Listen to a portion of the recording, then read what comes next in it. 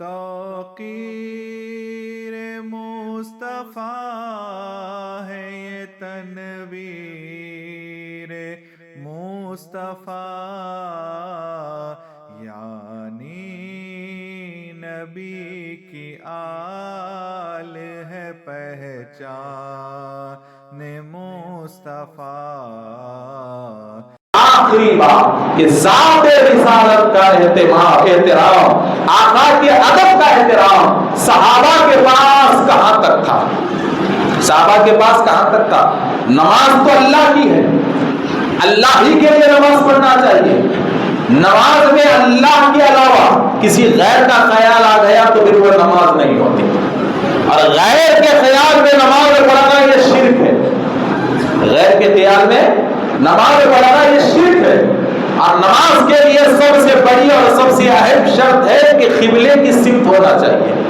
اور نماز میں اگر سمت بدل گئی، قبلہ بدل گیا تو نماز نہیں ہوگی، ہرگز نماز نہیں ہوگی۔ مگر ذرا دیکھیے، مسجد نبوی ہے، نماز کا وقت ہے، آقا دو عالم صلی اللہ علیہ وسلم کے انتظار میں صحابہ کرام ہیں، رسول اللہ مدینے سے باہر بازو کے کھیڑے میں، گاؤں میں ہیں، قبیلے میں ہیں، کچھ معاملہ طے کر رہے ہیں۔ نماز کا وقت قریب آ گیا تو فوراً حضرت بلال نے اقامت دی، حضرت ابوبکر صدیق رضی اللہ تعالیٰ عنہ امامت کے مصلی پہ آگے نماز کو شروع کیا۔ امام ابوبکر صدیق رضی اللہ تعالیٰ عنہ ہیں، پیچھے تمام جلیل القدر صحابہ مصلی بن کر ٹھہرے ہوئے ہیں، مسجد نبوی بھری بھی ہے۔ عین درمیان نماز رسول اللہ مسجد میں تشریف لائے، عین درمیانی نماز رسول اللہ مسجد میں تشریف لائے، اور جہاں جگہ ملی وہاں ٹھہر گئے۔ تو جس صف میں رسول اللہ ٹھہرے ہوئے تھے نا، تو اس صف کے نمازیوں نے گوارا نہیں کیا کہ رسول اللہ ان کے برابر ٹھہرے،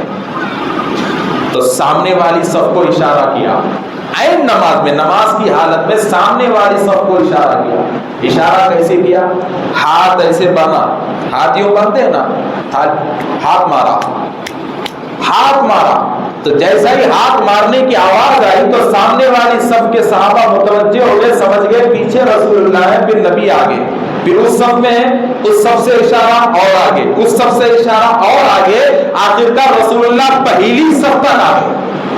پہلی صف تک آ گئے، اور ادھر امام حضرت ابوبکر صدیق رضی اللہ تعالیٰ عنہ کو احساس ہوا کہ رسول اللہ آ چکے ہیں، تو حضرت ابوبکر صدیق مصلی کو چھوڑ کر خدموں کو پیچھے لے لیا، پہلی صف میں آ رہے، نماز کی حالت میں پہلی صف میں آ رہے ہیں، اور رسول اللہ نے کو سامنے کیا، پیٹھ کو ہاتھ لگایا کہ آگے جاؤ نماز پڑھو، سامنے گئے، پھر پیچھے آئے، پھر ہاتھ لگایا کہ آپ سامنے جاؤ، پھر پیچھے آئے، تو رسول اللہ سمجھ گئے کہ ابوبکر امامت کو تیار نہیں ہے۔ تو غور کرنے کی بات ہے، جہاں سے حضرت ابوبکر نے مصلی چھوڑا وہیں سے رسول اللہ نے نماز کو شروع کرا، نماز دوبارہ شروع نہیں ہوئی، امام نے قبلہ چھوڑا، مصلی چھوڑا، خطبوں کو بار بار حرکت دی، مگر یہ نماز کیسی نماز ہے کہ نماز کو دوبارہ رسول اللہ نے نہیں چھوڑا، دوبارہ پہلی تکبیر سے نہیں پڑھایا، بلکہ امام نے جس رکعت سے، جس رکوع سے امام نے مصلی چھوڑا تھا، اسی رکوع سے رسول اللہ نے نماز کو مکمل کیا۔ اور جب نماز ہو گئی تو رسول اللہ نے پوچھا کہ اے ابوبکر، نماز پڑھانے تو کیا ہوتا جبکہ میں خود تمہیں حکم دیا تھا، اور میں خود تمہیں مصلی پہ ٹھہرنے کو آگے بھیجا تھا، اور میں خود تیار تھا مصلی پہ تمہیں ٹھہرا کرنے کے لیے، اور میں خود تمہیں سامنے کر دیا تھا، تو میرے سامنے کرنے کے باوجود تم مصلی پہ کیوں نہیں ٹھہرے؟ تو حضرت ابوبکر صدیق کیا جواب دیتے ہیں، دیکھیے کہ یا رسول اللہ، ابو قحافہ کے بیٹے ابو بکر کی کیا مجال کہ رسول اللہ پیچھے کھڑے رہے اور ابو بکر رسول اللہ سے سامنے ہو کے نماز پڑھائے۔ یا رسول اللہ، آپ سے سامنے ہو کے ہم نماز کیسے پڑھا سکتے ہیں؟ تو عبادت میں بھی رسول اللہ کے ادب کا خیال، عبادت میں بھی آقا دو عالم صلی اللہ علیہ وسلم کے احترام صحابہ کو ہوتا تھا۔ تو بتانے کا مقصد یہی ہے حضرات محترم کہ آج کے زمانے میں اگر ہمارے پاس کسی چیز کی کوئی کمی ہے